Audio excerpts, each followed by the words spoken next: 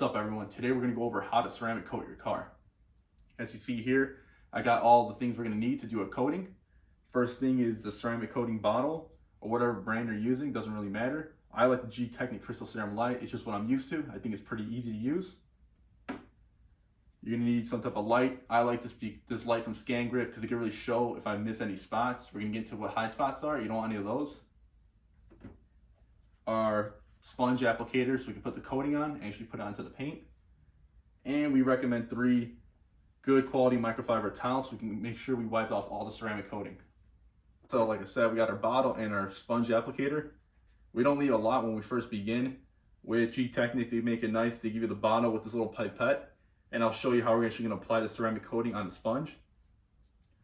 So we just open it up. Usually there's a seal. I already took it off. So we just squeeze a little. You'll see the pipette actually gets a lot of that coating. And we're just going to actually put like just one line down. Whatever residues remains, we'll just put it on the sponge itself. All right, so we got the sponge here. It is up close. You can see it's a little damp on top, so that's from the coating. I'm going to show you exactly how we're going to put on this hood itself. And you can use this technique on the rest of the car.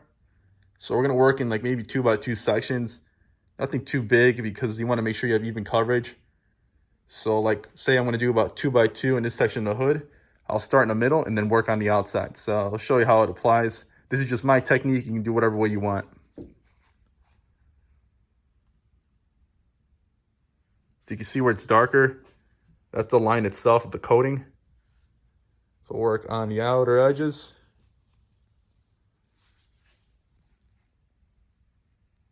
Like so. And then I'll just continue with these lines.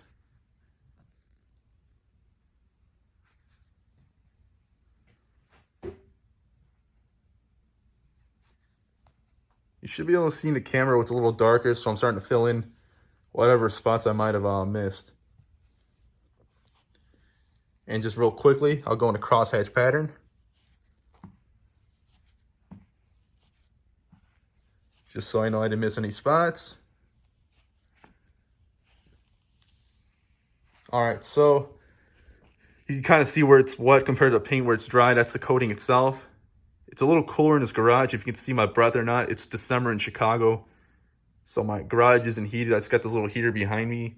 So it's maybe about 50 degrees in here. So what's going to happen, it's going to take a little longer for the coating to flash or cure. But what I'm looking for is when the coating itself starts to bead up or sweat, and that means when it's time to wipe off.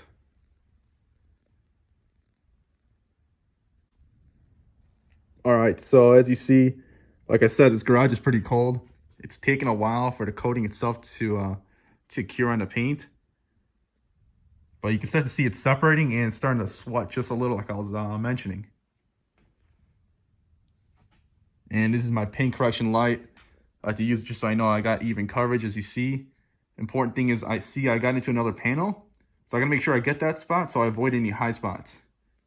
So now this is good to wipe off. I'll grab one of my towels. And when I'm wiping, I'm gonna make sure I'm gonna go from the edges. Just like this. I'm not going too hard because I want to push it into any of the adjacent panels. But I'm using this to pick up the majority of the coating first. We can flip it over. So you can see there. And we can do the same thing with the middle. Now I'm not done. Even though it might look like a lot of the coating's gone, it's not. And if we leave any of that, we get high spots. So I'm going to get another towel. If you're wondering what high spots are, it looks like a streak or like if you left no wax. And if you leave a high spot, it's going to require you to usually buff it off the next day. So you just want to avoid adding more work for your car itself. So I'm really making sure I'm buffing off and wiping off any of the coating. Looks pretty good. I'm going to inspect it, but I'm going to get it again with a third towel itself.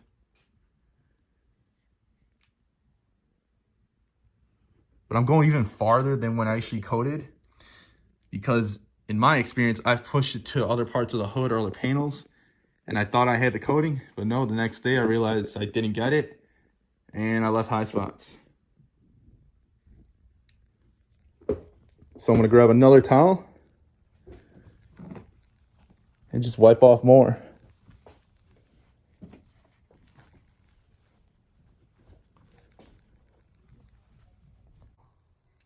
Okay, so I'm done wiping off that section with my third towel. I checked the adjacent sides of the hood and its fender to make sure I didn't get any coating pushed over so I don't get any high spots. With Gtechniq, you'll start to feel immediately how much slicker the panel is. So that's a good sign that you got the coating even coverage. And if you go into the parts where you haven't coated, like right here, I haven't touched yet, it's a lot more grabby. So that's what's really cool about Gtechniq. But it's that easy, guys. Just follow the same process on the rest of the car, and you'll be able to coat your car in a few hours. So as you see, it's that easy to coat your car.